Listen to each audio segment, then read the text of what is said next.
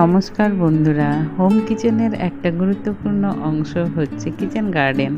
আর kitchen গার্ডেনেরই অনেক গুরুত্বপূর্ণ গাছের মধ্যে একটা গুরুত্বপূর্ণ গাছ হলো সজনা গাছ। এক সময় আমাদের বাড়িতে প্রচুর সজনা গাছ ছিল, কিন্তু গত বছর থেকে সজনার বংশ একদম নির্মূল হয়ে গেছে। তাই আজকের মিশন আমাদের সজনা গাছ লাগানো। বন্ধুরা, এই চারাগুলো দেখছেন, এগুলি 12 মাসের সজনার চারা। বহু কষ্টসাধ্য করে এর বীজ আমি জোগাড় করেছি। চারাগুলো আরেকটু বড় হলেই আমি মাটিতে লাগাবো। তো মিশন সজনা ডাল লাগানোর জন্য প্রথমে একটা গর্ত খুঁড়ে নিতে হবে। মাটি যেহেতু ভেজা আছে তাই গর্ত খুঁড়াটা অনেকটা ইজি ছিল, তবু আমার কর্তামশাই গর্ত খুঁড়তে খুঁড়তে হাঁপিয়ে গেছে। প্রায় 1 হাতের উপর গর্তটা খুঁড়েছি।